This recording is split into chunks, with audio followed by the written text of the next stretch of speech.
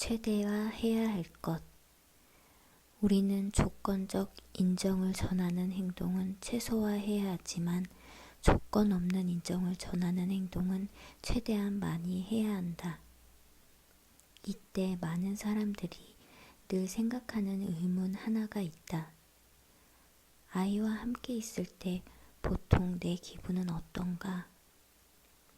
물론 상황에 관계없이 늘 밝은 미소를 잃지 않는 사람에게 이런 의문은 문제가 되지 않는다.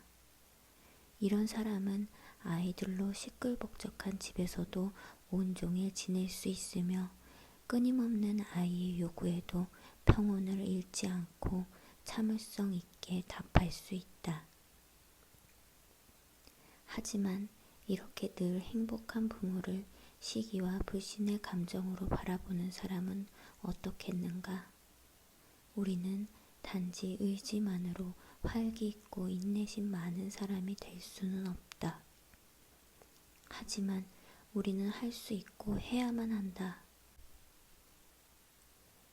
아이와 함께 있을 때 가능한 한 긍정적으로 반응하도록 노력해야 한다.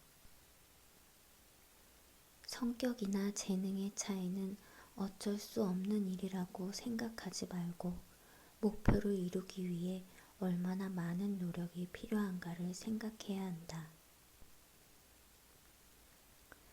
원래 낙관적이지 않거나 관대하지 않은 부모는 아이에게 낙관적이고 관대한 모습을 보이기 위해 더 많은 노력을 기울여야 한다.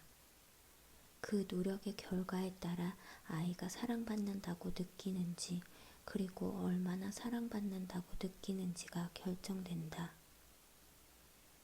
우리가 자신을 기쁜 눈으로 바라본다는 사실을 아이가 깨닫는다면 이것이 바로 조건 없는 인정을 전달하는 첫걸음이다.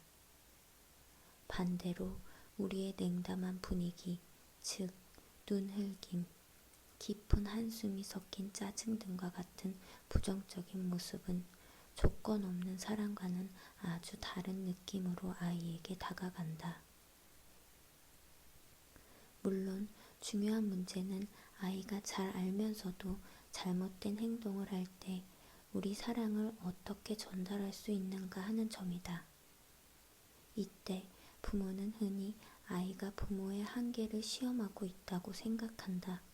이 말은 자녀 교육에 흔히 등장하는 말이며 부모가 더 많은 혹은 더 엄격한 한계를 정하는 행위를 정당화하는 이유로 종종 사용된다. 때로는 아이를 벌하는 행위를 합리화하는 이유가 되기도 한다. 하지만 나는 오히려 아이가 잘못된 행동으로 우리의 조건 없는 사랑을 시험하고 있는 것이 아닐까 하는 의문이 든다. 아마도 아이는 자신을 인정하고 있는지를 확인하기 위해 우리가 인정할 수 없는 방식으로 행동하는 것인지도 모른다. 우리는 여기에 말려들지 않도록 완강히 저항해야 한다. 우리는 아이에게 확신을 줘야 한다.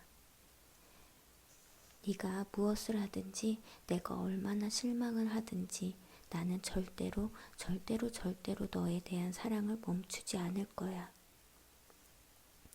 조건 없는 부모는 특히 갈등 상태에 있을 때 아이에게 아주 소중한 존재라는 확신을 준다.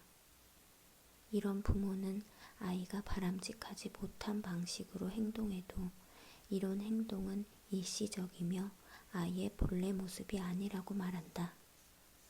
따라서 이는 부모가 알고 사랑하는 아이의 실제 모습이 아닌 것이다. 그리고 여기서 우리가 강조하는 조건 없는 사랑은 비판과 칭찬을 번갈아 하라는 기존의 조언과는 다르다는 사실도 유념해야 한다. 문제는 평가에 있으므로 긍정적 평가가 부정적 평가를 없애지 못한다. 조건 없는 인정은 모든 아이가 마땅히 받아야 할 뿐만 아니라 아이를 더 훌륭한 사람으로 이끄는 아주 효과적인 방법이다.